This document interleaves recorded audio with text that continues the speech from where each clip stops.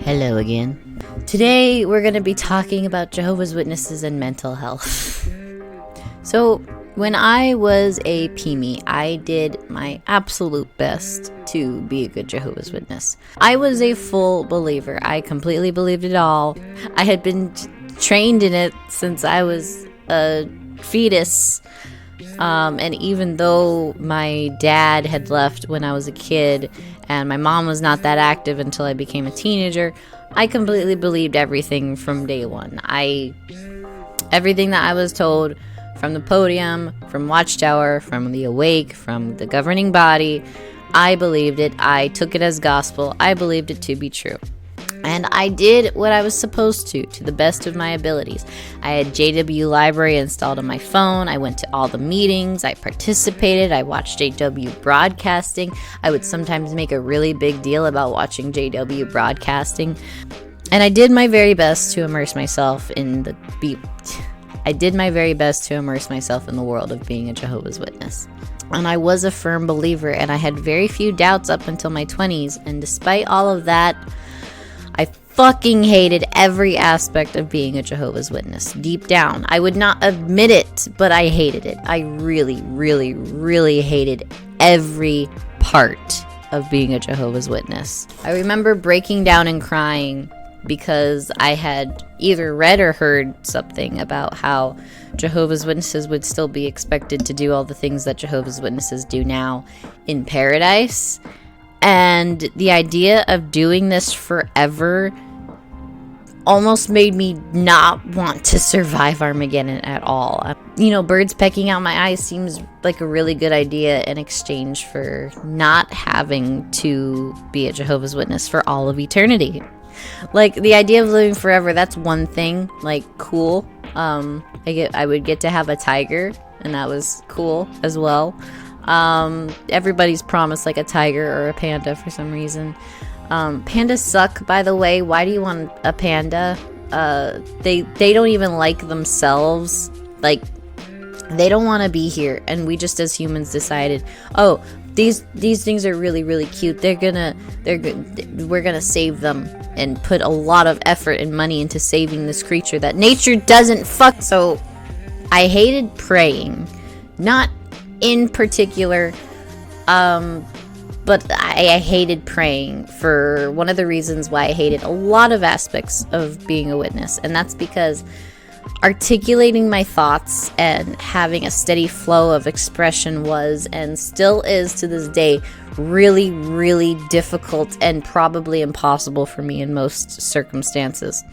The moment that one thought begins, there's already 3 more replacing it, and by the time those thoughts have so much as germinated in my mind, there's 3 more thoughts popping up and all dropping seeds at the same time. The same went for studying, for meetings, any aspect of being a witness that required I pay attention to something or someone was completely misery-inducing for me. Even with how easy they made it to read the daily text, to study for midweek and weekend meetings, to prepare for service, to read the Bible, all from an app on my phone's home screen, I still found it nearly impossible to engage with the content on any level.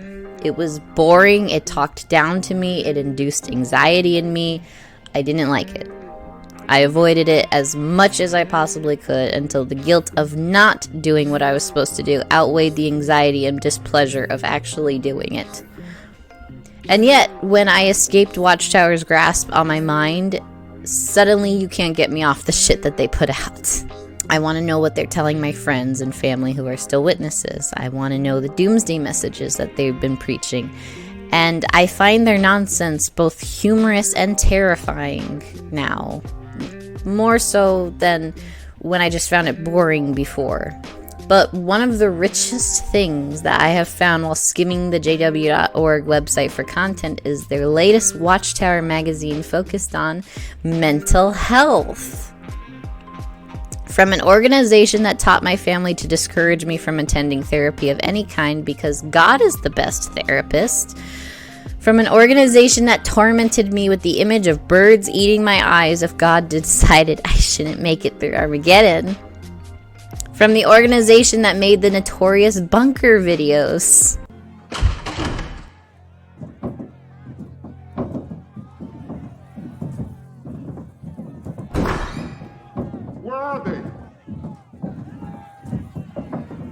not the basement.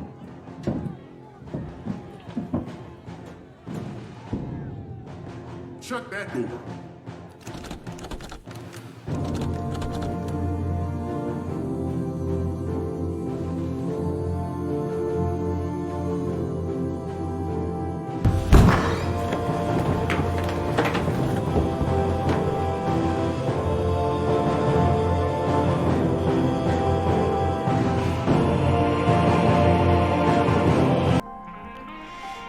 Even as a PME JW watching that, I was still thinking that's a little bit extreme, don't you think? Especially this part at the end.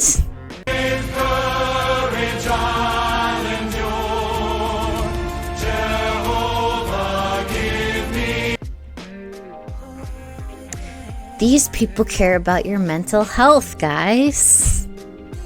Even though they're the cause for many, many issues in your mental health if you were one. So why don't we dig into this watchtower together and see what the articles have to say about mental health? Does anyone want to bet that they're gonna either put down therapy or at least not mention it? How about a wager?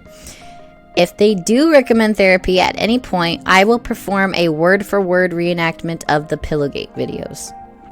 I always have a measure of anxiety, even if I'm just sitting by myself in a room. You know what can give you anxiety, or at least make it a lot worse?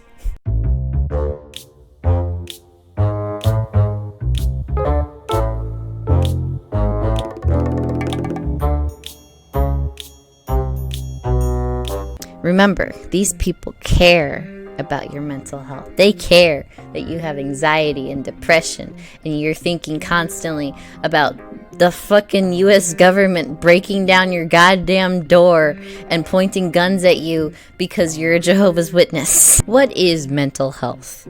Good mental health is a state of well-being where you feel good and can function well.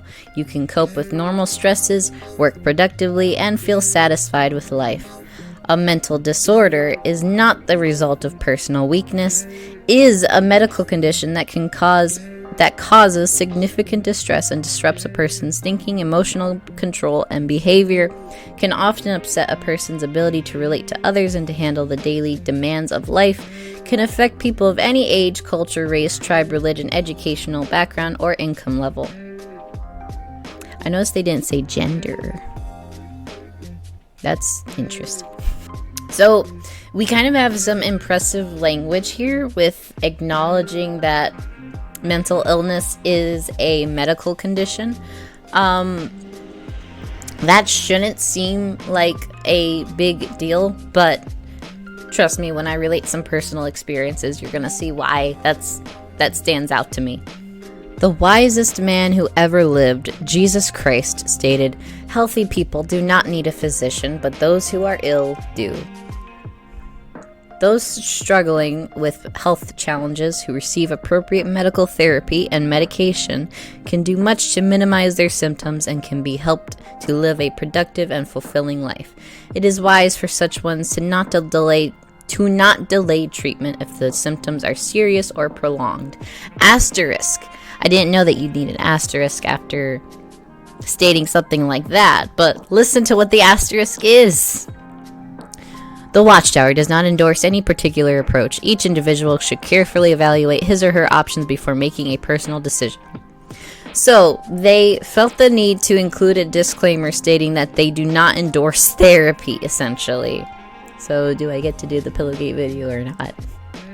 When I was 25 years old, I had a nervous breakdown and was diagnosed with severe depression. I was tormented by flashbacks and intrusive memories. Doctors helped me understand that my depression was related to negative thinking patterns that were triggered by traumatic events in my life. In addition to appropriate medication, I needed therapy to help me identify and correct unhealthy thinking patterns. So they're actually mentioning in a indirect way, since this is a story told by a supposed sister, they have mentioned therapy twice so far. But keep in mind that they do not endorse therapy because that would be too worldly of an approach, I'm assuming. And that was what I was told all of my life, was that therapy was a waste of time and money, and therapists are from Satan because they are of Satan's world and they will only treat you using Satan's tactics. So yeah, the fact that they've mentioned therapy could be an option for you twice now is really, really impressive. It shouldn't be, but it is. The Bible tells of a man named Job, who we may relate to. Although being a man of faith, he suffered from deep emotional distress and once said, "I loathe my life. I do not want to go on living." Okay, so here's the thing with this one. I want to make it clear before I say anything that I am not an atheist. I consider myself an open agnostic. So, in other words, if I can be convinced that there is a God, I will happily follow him. I just haven't had that experience yet. I have not had any proof in my life that there's a God. I am still seeking because, I don't know, I feel like there's a spiritual hole in my body, probably left by Watchtower. And if it weren't for Watchtower, I would probably be religious to some extent right now. Maybe. It feels like there's a hole here that God needs to fill. Just God hasn't filled it yet. I've tried filling it with other things. It hasn't worked. So I'm leaving it open until God does or does not come to me. So I want to be clear. I'm not anti-God. But what I'm about to say might disappoint some Christians who may view the story of Job as inspiring. Just a warning. The story of Job gets to me, especially with the way it was told to me as a Jehovah's Witness. Because Jehovah, and I'm going to separate the name Jehovah from God, because I definitely do not believe in Jehovah as he is presented by Jehovah's Witnesses. Jehovah was literally the reason for Job's suffering. Jehovah's little prank fest with Satan, his little gamble on Job's life, cost this man everything. And at the end of it all, Jehovah had the gall to come down and give Job one last kick in the pants before giving him everything he lost, as if it makes up for any of the suffering and trauma that he suffered. It was literally the first version of, it's just a prank, bro. If you lost your livelihood, your children, your health, the love of your wife, and it was all because Jehovah had to prove a point to Satan, and you weren't saying that you didn't want to live anymore after that, I would call that more of a sign that you're suffering from a mental illness than otherwise. Job was not just suffering from some distress that he already had. It was directly caused by Jehovah's gamble with Satan on his life. So, yeah. Just like Jehovah's Witnesses, the organization is the reason for a lot of their suffering, even if they don't realize it. That was the same with Job. It could have been prevented if God just said to Satan, "Hey, I don't need to prove a point to you. I'm God," and let it be. I was diagnosed with bipolar disorder when I was in my late 40s. There are times when I feel like I can deal with anything that life throws at me, but at other times I feel that life is not worth living. Another Bible character who is of great comfort to me is King David. He often felt depressed about his situation and regretted his past mistakes. I can relate to him because at times I do or say things that I regret. Didn't King David force himself on a woman he was watching bathe herself, impregnate her, and then have her husband killed so that nobody would figure out what a piece of shit he was? It's a little bit more than a past mistake. That's murder. The Bible encourages that we may need to seek medical treatment. Many have found relief by learning what they can about their mental illness from reliable sources and by getting qualified professional help. So this is the third time I have counted so far in which Watchtower is indirectly or directly stating that therapy can be beneficial if you are suffering with a mental illness. Therefore, I know what my next video is going to be. So yeah, this was a big nothing burger pretty much. None of this information is special, it's surface level, it's anecdotal at best. Go read it if you want to, it's not going to change your life. However, good on Watchtower for recommending, but not endorsing, therapy for those suffering with mental health issues. Really good job, because I'm honestly impressed, because back in my day, this was not the damn case. I, on multiple occasions, expressed feelings of worthlessness, depression, anxiety, thoughts, and attempts at ending my life. I self-harmed, I had breakdowns, and do you know what I was told? You don't pray enough. You don't read the Bible enough. Just read the Bible, it will be fine. Here, read this Watchtower article. It's really relative to you. Here, read this passage about a Bible character with a kind of, sort of, not really similar situation. Therapy was never offered to me or even recommended to me at my absolute worst. I was told to suck it up and keep on going, because once you're at the Kingdom Hall, you'll be so happy. Or once you've prayed your heart out, you'll feel better. I remember one time, I was completely pomo at this point, but I was living with my preemie grandpa, who had not yet accepted that I was no longer a believer, and he thought he could convert me to some extent. And I was crying in my room, and he walked in and said in this stern voice, like he had caught me doing something wrong, like I was in the wrong for being upset and for expressing emotion in this way. And he said, "You're having these depressive episodes because you stopped praying." And that pisses me off so bad. Not because he says it. Not because he said it, but because he believes it. And because millions of Jehovah's Witnesses believe the same exact thing. And because this article will not encourage most of them to seek therapy if they need it, because they've been told the opposite their entire lives. Not to mention, how does he know if I'm praying or not? Like, you don't know what I do in private. You're not watching me every second of the day. Like, he just assumed that I wasn't praying and therefore I was depressed. Like, guess what? I was even more depressed before I left, and I was praying a shit ton back then. So, of anything, not praying improved me.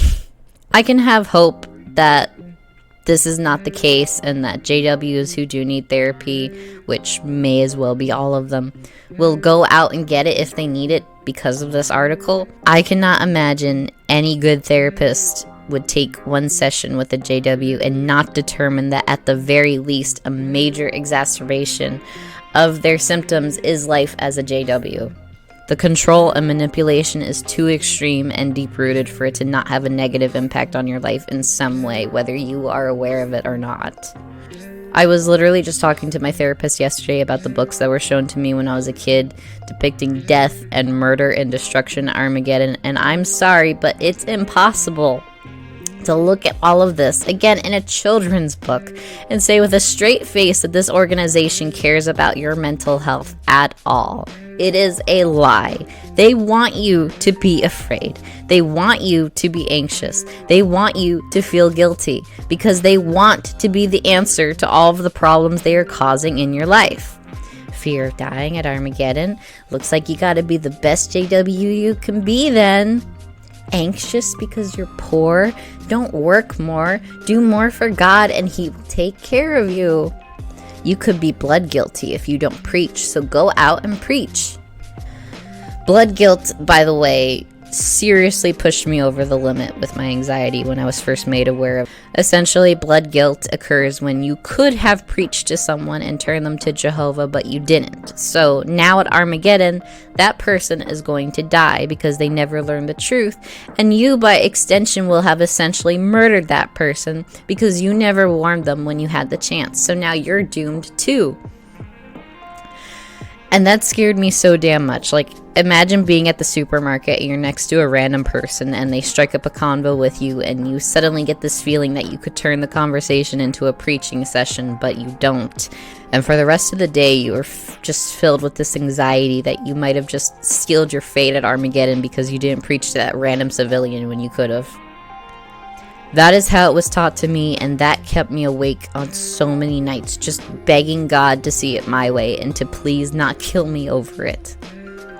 That is manufactured anxiety. That is JW branded anxiety, trademarked the works. But remember, they wrote a magazine about mental illness, which means that they care. So thank you so much for watching, and now I want to hear from you. Here's today's challenge. If you are an XJW, tell us about a time where you or someone you loved were suffering with mental health issues and some of the unhelpful or maybe even surprisingly helpful advice given then by Jehovah's Witnesses to you. And on the other side of the spectrum, those of you who were never JWs, tell us about the same, but what was the response of your religious leaders or your family? Let's contrast and see what the difference is. Maybe Jehovah's Witnesses did give better advice after all. So I'll see you soonish.